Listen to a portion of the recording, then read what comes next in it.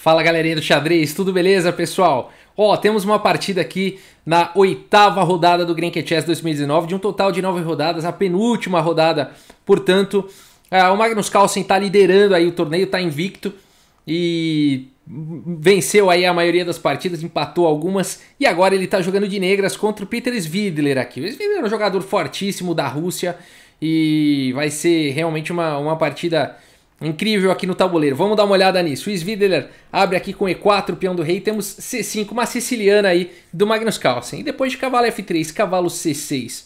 O Svidler não vai para o lance D4.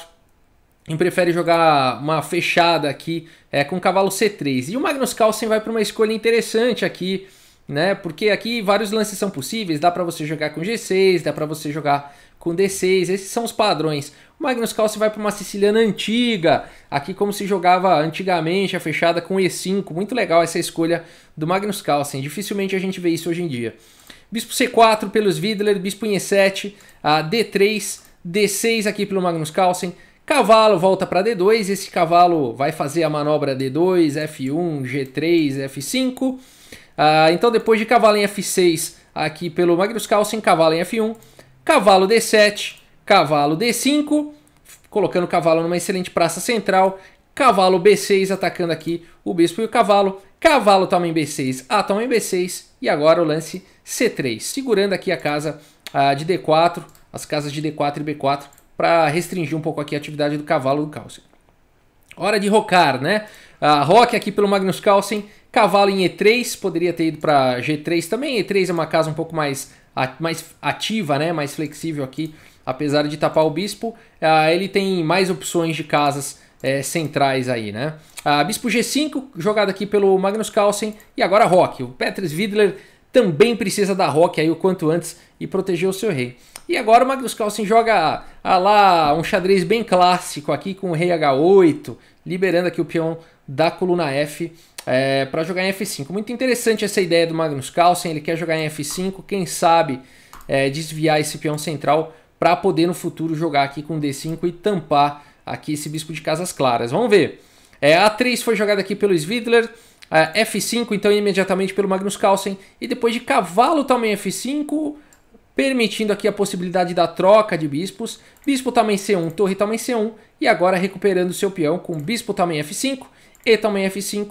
E agora, torre toma aqui em F5? Não, primeiro o que o Magnus Carlsen queria, né? Limitar aqui a ação do bispo de casas claras. Então lance intermediário aqui, D5, atacando o bispo. E depois de bispo A2, agora sim, torre toma em F5. E a partida seguiu com dama G4. É um lance que faz sentido, né? Afinal de contas, tá conectando aqui as torres, tá dando suporte aqui à casa de F4. Isso vem com o tempo aqui sobre a torre aqui do Magnus Carlsen em F5, é um lance que faz sentido. E o Magnus Carlsen poderia jogar um lance aqui como G6, mas ele não quer abrir a posição do rei desnecessariamente, ele simplesmente recua aqui com torre em F6, e a partida segue então com o lance F4 aqui pelo Svidler. Talvez melhorar um pouco aqui a posição dessa torre fosse uma ideia a ser considerada também. Provavelmente ele considerou, mas preferiu jogar ali o lance F4. Mas seria um bom lance também, colocando aí a torre numa coluna semi-aberta. As torres gostam disso. Por que não a outra? Porque a casa de F2 pode se transformar em um alvo, né? Então seria com a torre aqui de C em E1, seria um bom plano também para as brancas. Mas ele preferiu imediatamente com F4, que o Magnus Carlsen captura, aí toma F4. E agora o Svidler não pode, olha só que situação, né? O xadrez tem dessas. Parece que dá para capturar em F4, mas não dá, tá bom? Aqui se o Svidler captura imediatamente em F4, o Magnus Carlsen teria o lance cavalo em E5 atacando a dama tem que continuar protegendo a torre. A dama G3, por exemplo, e depois da troca de torres em F4, cavalo toma aqui em D3, vencendo aí a partida imediatamente, tá? Então por isso que depois de E toma em F4, o Svidler não capturou aqui de volta, mas vai para um lance forte aqui, dama G5, fazendo pressão aqui no peão de D5, né? Atacado agora duas vezes. E o Magnus Carlsen tem que escolher agora o que ele quer fazer. Se ele quer continuar defendendo aqui o peão de F ou se ele quer defender o peão central. E incrivelmente ele deixa o peão central e prefere defender aqui o peão da coluna F. Esse é o Magnus Carlsen, preferindo um peão de ala do que um peão central, quebrando paradigmas aí. A dama em F8. A partida segue com dama toma D5 porque o Magnus Carlsen fez isso. porque agora ele tem bastante iniciativa com o lance torre D8, colocando uma peça em atividade com o tempo aí sobre a dama. Dama em F3 e agora melhorando a posição do seu cavalo. Olha só, valeu a pena, né? Valeu a pena manter o peão da ala pelo peão central por tanta atividade assim. Agora a dama está atacada, o peão está atacado. E agora depois de dama E4, o que você acha que o Magnus Carlsen fez? Capturou aqui o peão? Afinal de contas, agora são 2 ataques aqui, somente uma defesa? Claro que não. O Magnus Carlsen prefere o cavalo dele em E3 do que um peão. O cavalo aqui em E3 é muito mais forte do que o peão. Na verdade, um cavalo aqui em E3 tem a força de uma torre muitas vezes. Por isso que ele vai com o lance cavalo G4 agora, mirando aqui a casa de E3. Então olha que espetacular. O Magnus Carlsen preferiu o peão de F, porque o peão de F seria o posto, a base de um posto avançado aqui para o cavalo em E3. É fantástico, não é, gente? É genial, né? Simplesmente genial. Por isso que a partida segue aqui com torre de C em E1 e agora o cavalo chega finalmente aí na casa de E3, onde o bispo de casas claras, E3 sendo uma casa escura, o cavalo tá blindado aí, tá imune ao bispo. Já uma posição bem melhor para as negras aqui. A partida segue com torre F2, a torre aqui em E8 atacando a dama. Dama toma aqui em B7, o Magnus Carlsen entrega aí mais um peão. E para conseguir bastante atividade agora com o lance G5, tendo aí todas as suas peças, né, colocadas na ala do rei, agora o Magnus Carlsen vê que é hora de subir com os peões. E esse cavalo como incomoda, né? Como incomoda esse cavalo aqui de E3. A partida segue aqui com torre de F em E2, G4, torre F2, o Svidler não consegue fazer nada além de ficar mexendo aqui a torre de um lado para o outro e esperando ver o que o Magnus Carlsen vai fazer nessa posição. E vale dizer mais uma vez aqui o Magnus Carlsen com uma superioridade inigualável de tempo, tá bom? Aqui o Carlsen tá com 50 minutos e o Svidler com 5. E é o lance 28 ainda. Só no lance 40 os dois vão ganhar mais tempo, né? Então realmente isso também faz toda a diferença numa posição como essa, né? 5 minutos numa posição de aperto, numa posição defensiva como essa do Peter Svidler, jogando contra o Magnus Carlsen. É praticamente um milagre que ele precisa, né? Vamos ver como é que continua. Dama aqui em H6, continua defendendo aqui em F4, mas colocando aí, essa dama vai poder ganhar bastante atividade, vai poder vir para H4, vai poder começar uns ataques bem fortes aí na ala do rei. A dama C7 foi jogado e agora a torre aqui de E em F8, colocando realmente todo mundo aqui em defesa aqui do peão de F4, que é a base do cavalo de E3. A partida segue agora com H3, e agora G toma em H3 aqui pelo Magnus Carlsen e G3 aqui pelo Svidler. E agora F toma em G3 aqui pelo Magnus Carlsen. E depois de torre toma em F6, que foi o lance aqui jogado pelo Svidler. Nessa posição existe uma sequência forçada de checkmate em 2 lances. Se você quiser dar pausa e encontrar aí essa sequência forçada de checkmate em 2 lances, vale a pena. Temporariamente aqui o Magnus Carlsen está com uma torre a menos, né?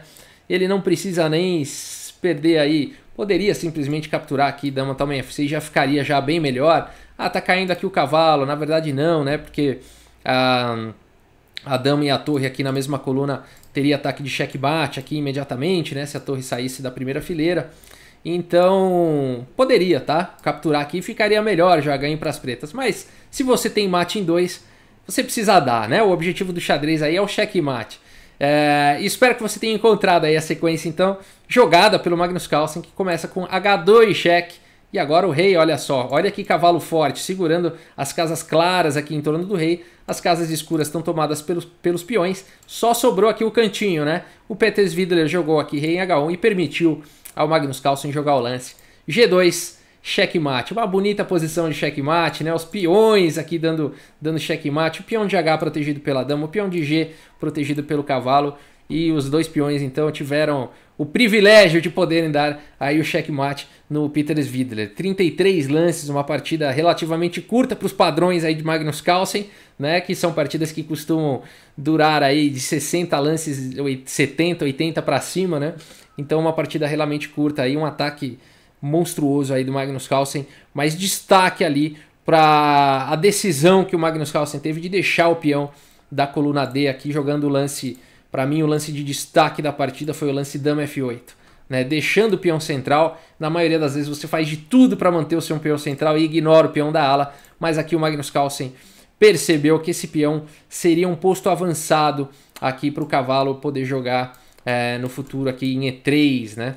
Muito legal, vamos ver aqui rapidamente aqui a sequência mais uma vez. A dama toma, melhorou a posição da torre, melhorou a posição do cavalo, não quis o peão de D3, ele quer a casa E3, e aí o cavalo chegou em E3.